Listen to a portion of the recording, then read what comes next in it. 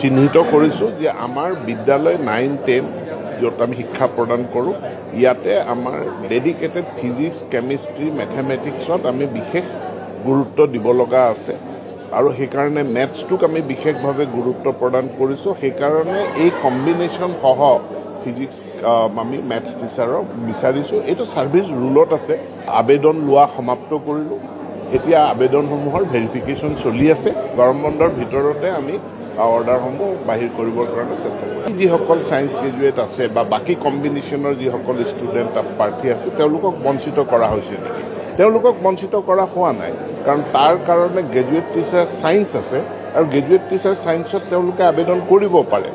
যদি এই PCB কম্বিনেশ্যনটো নাই তেওঁলোকে গ্ৰেজুৱেট টিচাৰ ছায়েন্সত অনায়াসে আবেদন কৰিব পাৰে।